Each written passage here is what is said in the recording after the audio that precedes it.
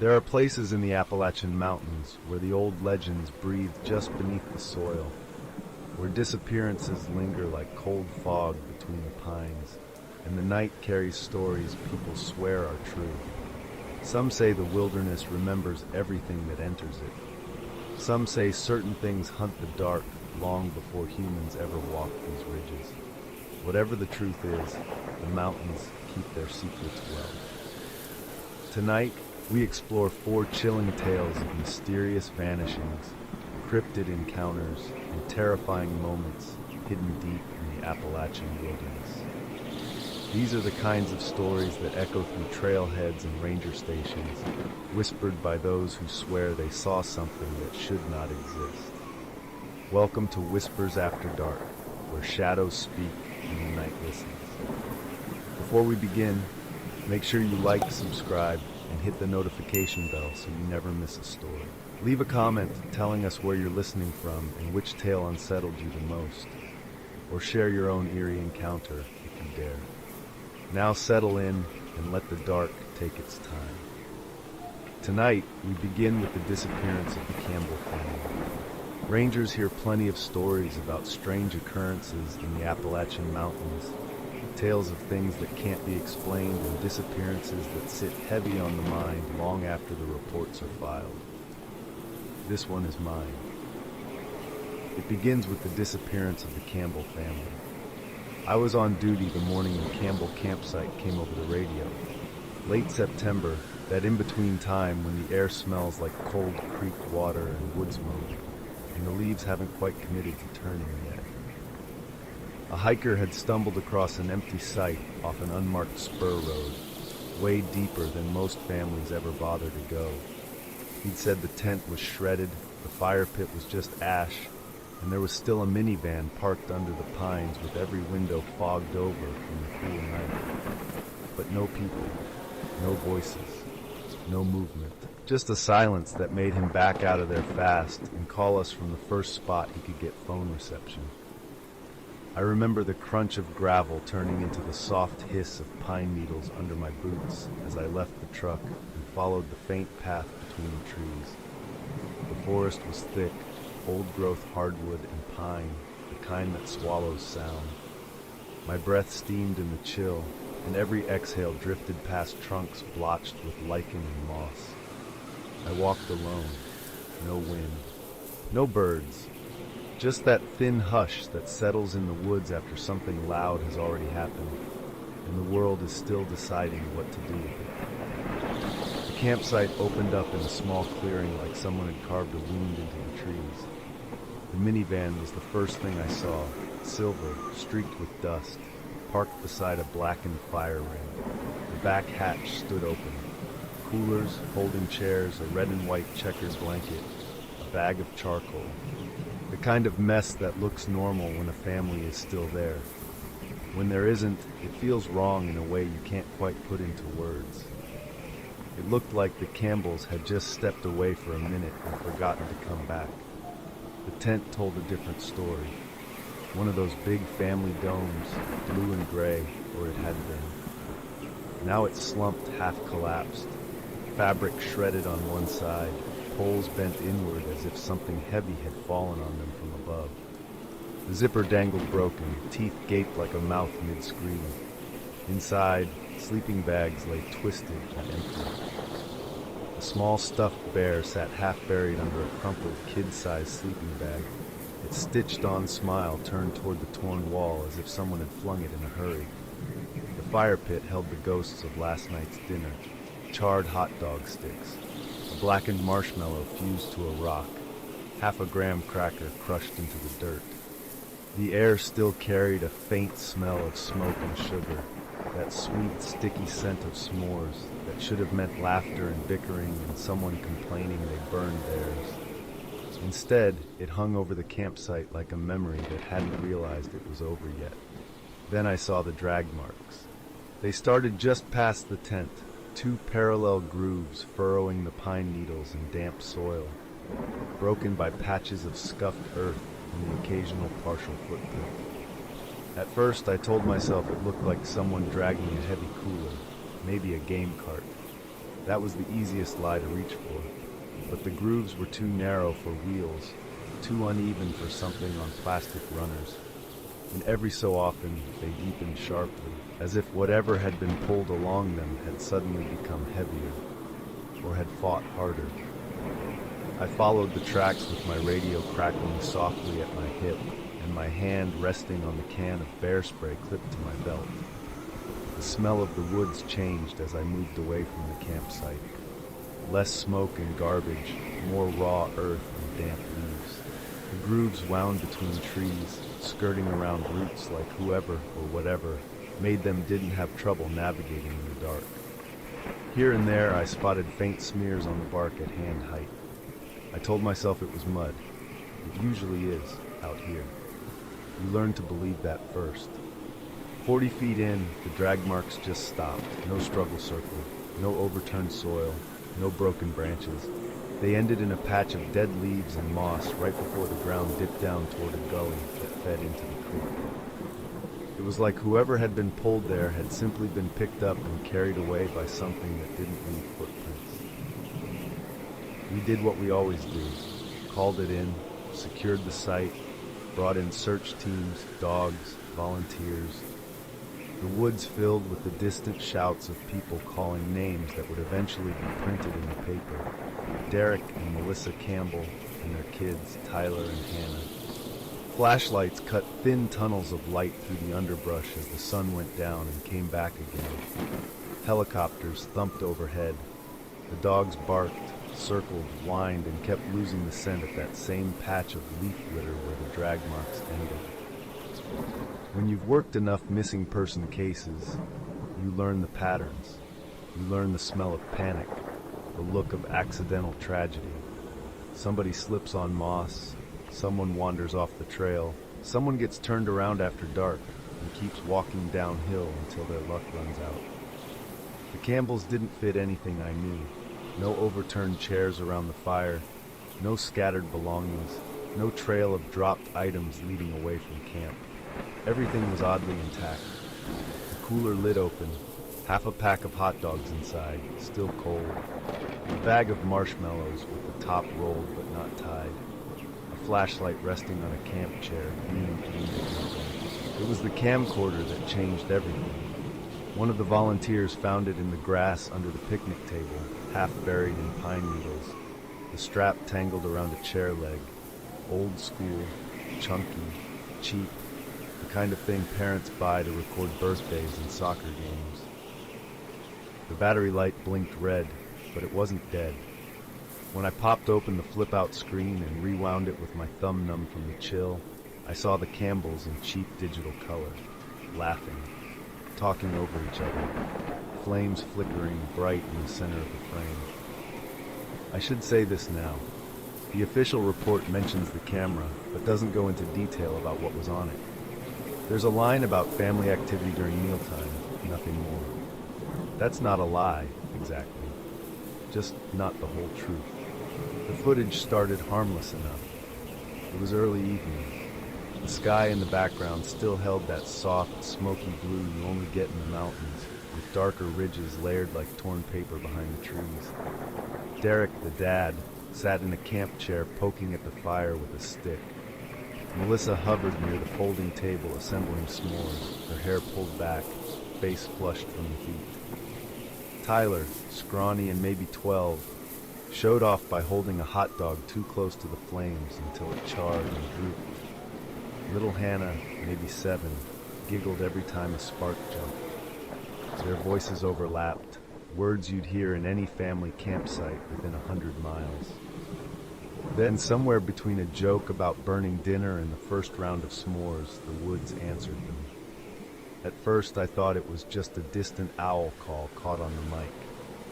A long, hollow note rolling down the hill. The fire hissed and popped in front of the lens, and Melissa looked up, frowning into the trees beyond the canyon. The audio picked up the faint sound again, stretched out and lonely, somewhere higher up the slope. It wasn't an owl, not really. I've heard owls all my life. They don't sound like a person trying not to sound like a person. The camera jostled as someone stood, and the frame swung to the dark beyond the firelight. The tree line sat there, a black wall full of vertical shadows, the gaps between trunks like open mouths. Nothing moved, nothing flashed eyes back at them. But the sound came again, closer this time. A long, rising call that warbled toward the end, like a whoop choked off halfway through a laugh. Tyler said something then, his voice crackling over the speaker, too soft to make out but edged with bravado. The kind kids slip into when they notice their parents are uneasy. Melissa told him to sit down, her tone light and sharp at the same time. The camera swung back to the fire as if whoever held it, probably Derek, had decided the dark was better left unfilmed. That should have been it. A weird noise in the woods, a story they'd tell later. But the night kept getting stranger. The footage jumped ahead in little skips, as if someone kept pausing and restarting while they ate. The fire burned lower. The shadows stretched longer. At some point, Hannah started singing quietly to herself, a little tune about marshmallows and stars, the kind of nonsense song kids make up. As she sang, something in the woods answered her in the same rhythm. Not the same words, there weren't words, but the cadence was there. A rising and falling hum that matched her melody almost perfectly. She stopped. The hum didn't. Melissa looked at the camera then, and even through the grainy screen, I could see her eyes were wide. Her lips moved. The mic picked up a whisper. "Did you hear that?" The forest went silent again, so complete it almost made me lean closer to the playback, as if I could push my face into that quiet and hear more. The kind of silence you get out here sometimes, where even the insects seem to be listening for something. From there, the recording turned jittery. Someone set the camcorder on the picnic table, aimed loosely at the campfire. The frame shook occasionally when someone bumped the table. Flames danced in the center like they were trying to be the only thing anyone looked at. Beyond them, just darkness and the faint suggestion of trunks. The timestamp in the corner crept forward. 9:17 p.m., 9:32 p.m., 9:48 p.m. Around 10 p.m., the forest started making human noises. It began with a whistle. Not a clear, bright tune, but a reedy, uncertain sound that wove between the trees. It wasn't close enough to see the source. It was just there, drifting in and out of the mic's range. Someone off-camera muttered that there must be other campers nearby. Maybe teenagers, maybe hunters. You could hear the way they tried to believe it. Then the whistle shifted into something else. A call. A single word stretched out, rising at the end. It sounded like Mom. Hannah's head turned sharply at the edge of the frame, eyes fixed on the darkness. Somewhere out there, the voice called again. Mom. A little louder. A little more wrong, like someone replaying the sound of a child calling for help through a broken speaker.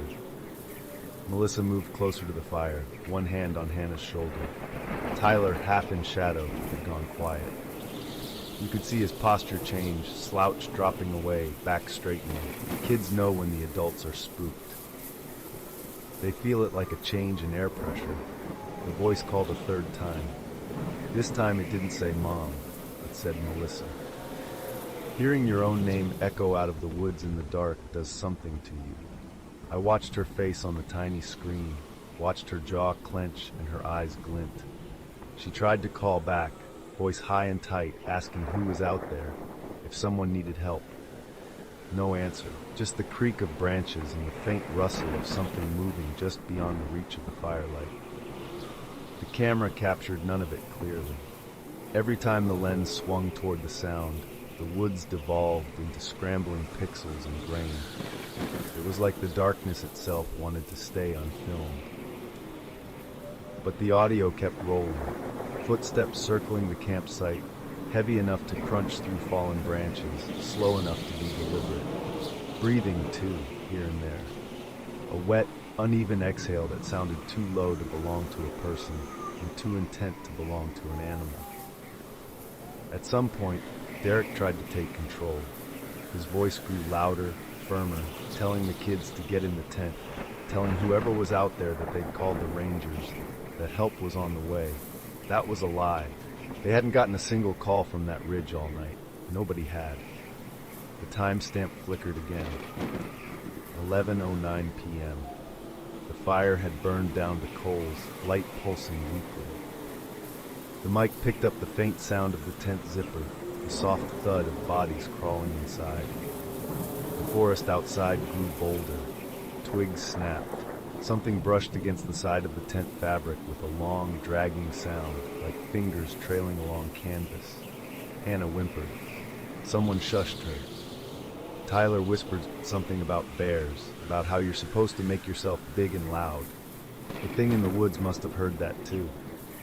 The next sound was not a bear. It was a growl, but deeper, layered, like several voices buried inside one another. It started at the edge of hearing and rolled closer, swelling until the mic crackled with static. The tent walls shuddered on camera as if struck from the outside. There was a flurry of movement, a tangle of overlapping voices. The growl rose into something like a word that never quite formed. Then came the tearing. The camcorder sat where they'd left it, pointed at a crooked angle toward the tent.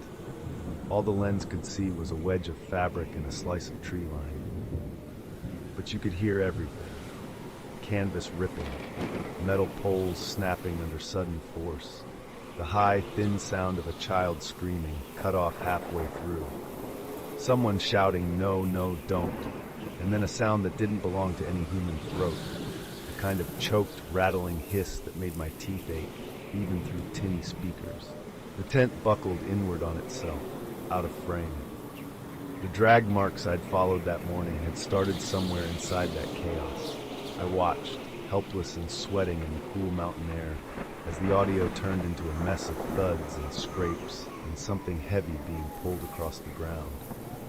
Then, as suddenly as it had begun, the noise stopped. For a long time, the only sound was the faint crackle of cooling coals and the soft night chorus slowly creeping back in. Crickets, the distant murmur of the creek, a single owl calling once, then again too far away to have been responsible for anything. The camera kept recording, staring blankly at the empty campsite. The tent sagged, half-collapsed at the edge of the frame, torn open. The fire pit glowed dull red, no voices, no movement. Just before the battery died, something stepped into view at the far edge of the light. The figure was tall, too tall for a person, its shape half smothered by the poor resolution. It stood just inside the ring of flickering light, where the darkness still had a hold on it, like it hadn't decided yet whether it wanted to be seen. Its limbs were long and bent wrong, joints too high or too low. For a moment, its head tilted toward the camera in a slow, curious motion, as if it knew exactly where that tiny eye was and what it had just witnessed. The audio picked up one last sound, a soft, almost playful whistle. The same tune Hannah had been singing earlier about marshmallows and stars, replayed back through something that had never needed to breathe before it learned how. Then the screen went black. I've worked a lot of missing person cases in these mountains. I've walked miles of ridgelines with search and rescue, followed boot tracks into ravines, and helped bring families closure when the forest allowed it. But nothing has stayed with me the way the Campbells have. Nothing else has made the woods feel like they were watching instead of simply standing. People say the Appalachians are full of legends, that the old stories cling to these ridges because something about them feels ancient and alive. I used to think those were just tales for tourists and late-night campfires. I don't think that anymore. There's something out there, something that moves when the darkness settles and the lantern light fades. I used to doubt that, but I don't now. Not after what I saw on that camera. Not after standing in the silence where that family vanished.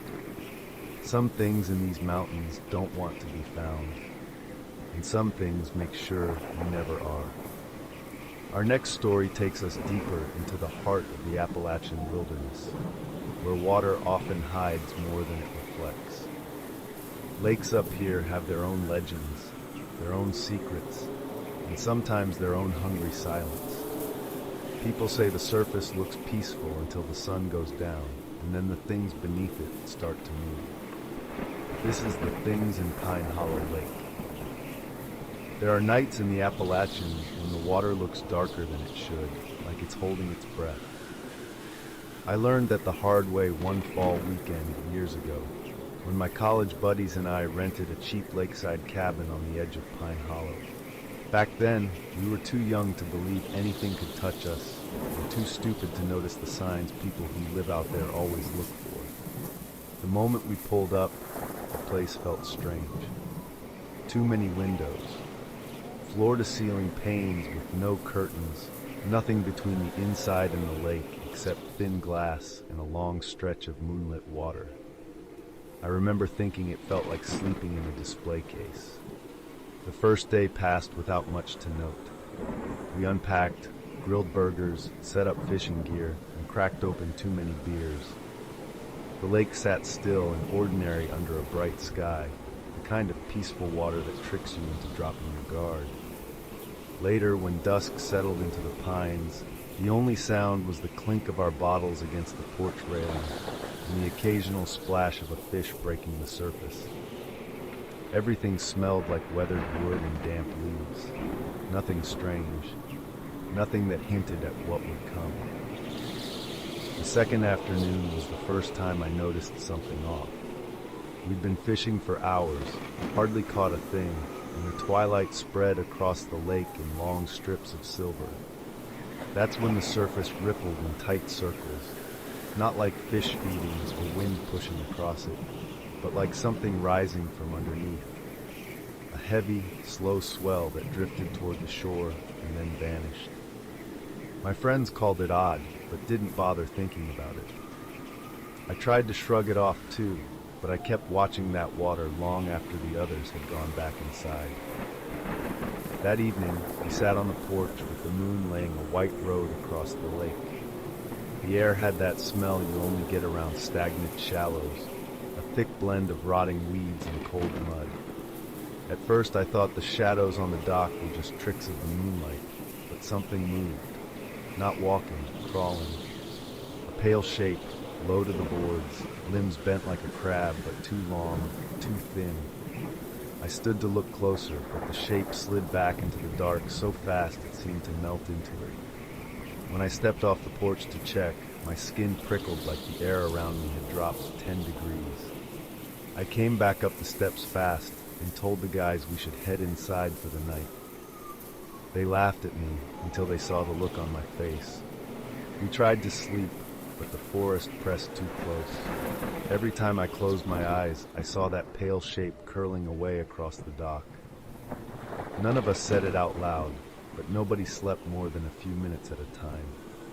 Around 3 in the morning, I got up to get water, and the moonlight pouring through those uncovered windows froze me where I stood. Something was on the shore, then another beside it, and another.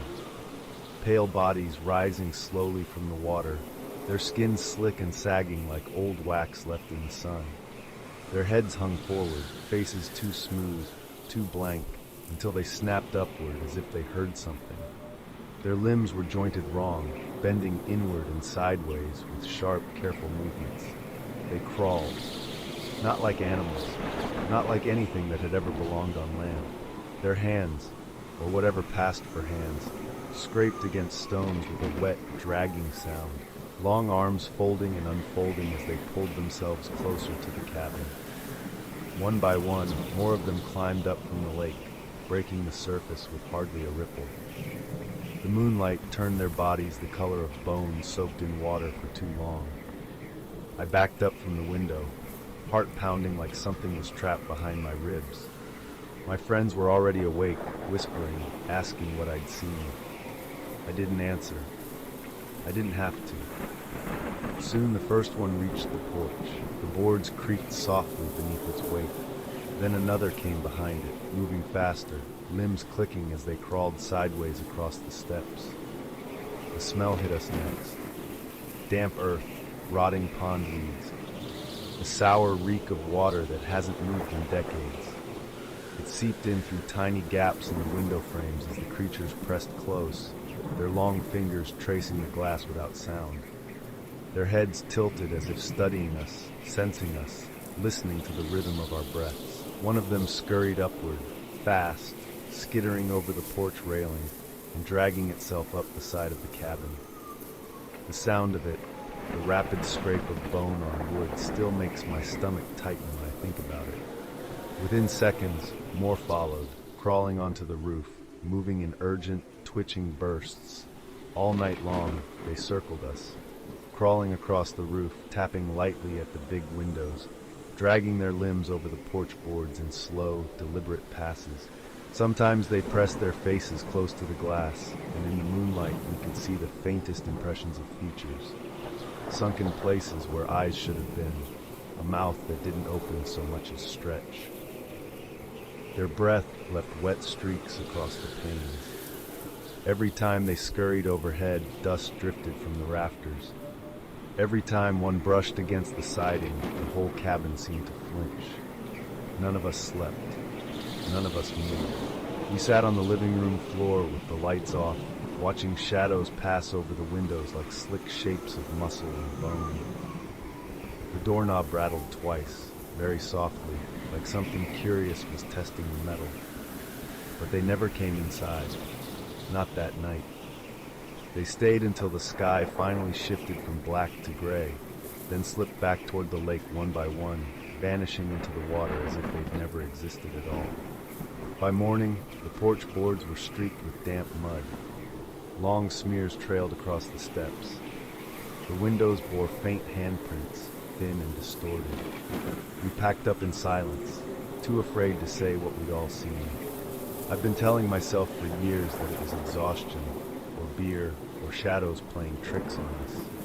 But sometimes at night, when the world gets still, I hear that soft rasp of wet limbs dragging across wood, and I can smell that same foul blend of rotting weeds and cold lake water.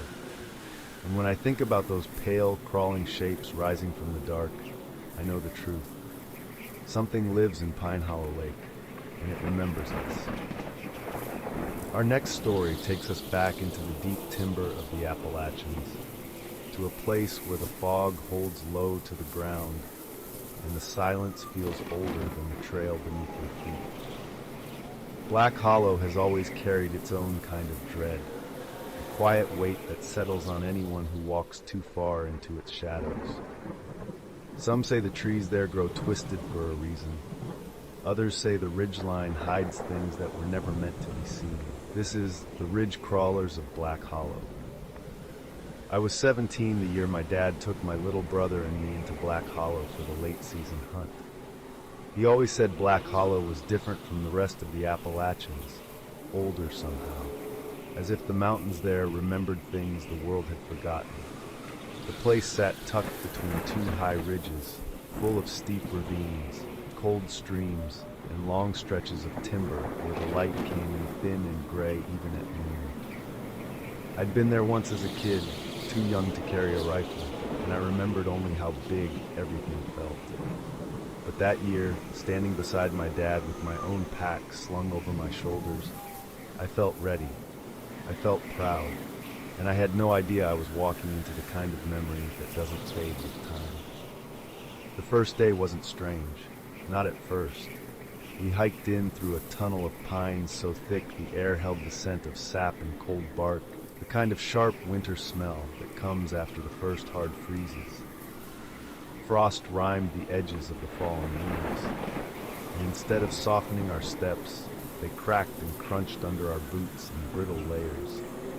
The sky was overcast but calm, the clouds hanging low like a heavy gray blanket stretched across the hollow, promising a colder night ahead. Dad talked about tracks we might find, game trails that cut through the ravines, and the way animals move differently this time of year, hugging the lower ground when the temperatures dipped. The forest felt quiet, yes, but not wrong. Not yet. The kind of silence that feels like the woods are simply settling in around you, making room for three more bodies pushing through the underbrush. We set camp near a narrow clearing with a small rise on one side that gave us a view of the trees below. After we pitched the tent, Dad sent me to gather firewood while he showed my little brother how to tie down the corners so the wind wouldn't bother us overnight. I walked the perimeter, letting the forest press closer, smelling the damp earth where the ground still held last night's dew. That's when I found the first tracks. Big ones. Too big for a person, too narrow for a bear. The prints sank deep into the soil, the heel long and flat, with wide splayed toes sunk unevenly into the mud. They looked like hands, if hands were made for walking. I didn't tell Dad. I didn't want the first night of the trip to be written off as jumpiness. I told myself the mud distorted the shapes. I told myself a lot of things that would stop making sense soon.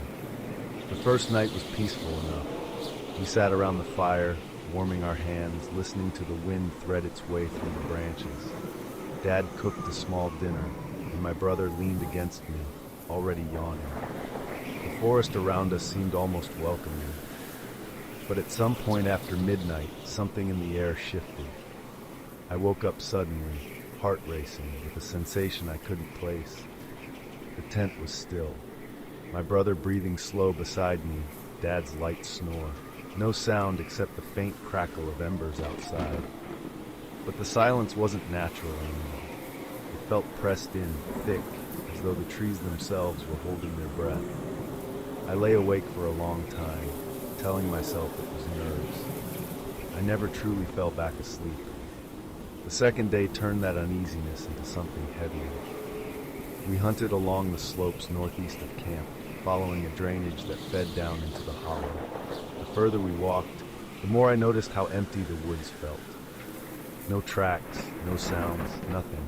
No birds, no squirrels, no distant rustling of deer bounding over fallen logs, just stillness. Even my brother felt it. He stuck close to me instead of darting ahead like he always did.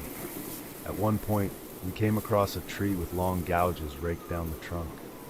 Fresh ones, sap still dripping. Dad brushed his fingers over the marks and quietly said it wasn't a bear and that we needed to head back to camp. That was all he said, but he watched the woods, cautious, nervous. Soon the fog rolled in again, thicker than before, pooling low around our legs and muting the sound of our footsteps.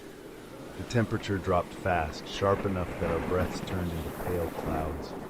When we finally got back to camp, the sight of our tent, small and fragile in the encroaching gray, felt oddly comforting. We ate in silence that evening, the fire fighting against the cold that kept creeping closer. Dad watched the darkness the whole time, jaw tense, fingers resting on the grip of his rifle. When I asked if he heard something, he shook his head, but he didn't look convinced. Night settled with a suddenness that felt unnatural. The fog climbed the trees, smudging the outlines of the branches until they blurred into the darkness. The fire burned low, offering only a small circle of safety that made the woods beyond look deeper and more unsure. That's when it started, the slow, deliberate exhale from somewhere past the tree line. Not animal, not human. A wet, heavy breath that broke the silence like something waking up after a long sleep. My brother stiffened beside me. Dad's hand went to his rifle. I stared into the dark, waiting for eye shine or movement, but the fog swallowed everything. The footsteps came next, heavy, slow, one after another, circling, each one landing with a weight that made the soil tremble under my boots.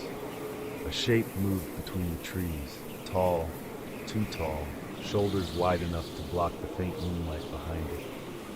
For 1 second I thought it might be a bear on its hind legs, but then it bent, too smoothly, too fluidly, and crawled forward on limbs that were long and jointed strange, the gait all wrong for anything natural. Another shape followed behind it, then another, 3 of them pacing around the clearing, always outside the reach of the firelight, always watching. Finally morning came and they were gone, but they left tracks, too close for comfort. We started to pack up and leave, but the fog just got thicker, heavy like a cold, wet blanket. Dad and I gathered all the wood we could to keep the campfire going. They returned the next night. Next morning, the fog was the same. No way to see where you were walking, so we had to stay. By the third evening, we were so tired from lack of sleep that every sound twisted our nerves raw. The creatures came earlier. We heard their clicking sounds, deep, rhythmic, like communication that wasn't meant for human ears. Their smell soaked the air, a thick blend of wet fur, old earth, and something sour and musky that made my stomach turn. They paced the clearing, crawling, standing, circling. Sometimes they scraped their long fingers across the bark of trees, peeling it away in curled strips that fell like shavings. Sometimes they stood so still that their silhouettes blended with the trunks, tall and unmoving, until the firelight flickered and exposed them again. The worst moment came deep into the night, when something massive slammed the ground beside the tent, hard enough to shake the stakes loose. My brother bit his fist to keep from screaming. Dad held his rifle raised, eyes wide, breath shallow. The creatures crawled around us, brushing against the nylon walls in long, dragging strokes. One pressed its weight against the tent, bending it inward as though testing how easily the thin fabric might tear. I felt every heartbeat in my throat, certain that the next sound we heard would be the tent ripping open. But they never broke inside. They just circled, studied, breathed, and waited. When morning finally broke, the clearing was empty. The tracks they left behind gouged deep into the soil, clawed impressions sunken in the mud, evidence that the night hadn't been some fever dream born from fear. Dad told us to pack everything fast, and we left camp as quickly as we could, the fog thinning just enough for the trail ahead to appear. As we climbed out of Black Hollow, I turned back once. The fog parted for just a heartbeat, just long enough to see one of the creatures standing at the edge of the clearing, its head tilted, curious, watching us go. Another shape moved behind it, then another. They never followed. They didn't need to. They knew the hollow belonged to them. The Appalachians are filled with stories like these, whispered across campfires and passed along by people who swear they saw something moving in the dark. Maybe they're creatures that never learned to fear us. Maybe they're remnants of something older than the trails we walk. Or maybe the mountains simply keep their own secrets, revealing them only to the unlucky few who wander too far into the trees. The truth is, we don't always get answers out here. Some things in the woods move in ways we can't explain, and some encounters leave more questions than footprints. Thank you for joining us tonight. If you enjoyed these stories, don't forget to like, subscribe, and hit the notification bell so you never miss a night in the dark with us. Leave a comment letting us know where you're listening from, which story unsettled you the most, or if you've ever felt watched by something you couldn't see. Until next time, stay curious, stay cautious, and beware of the whispers after dark.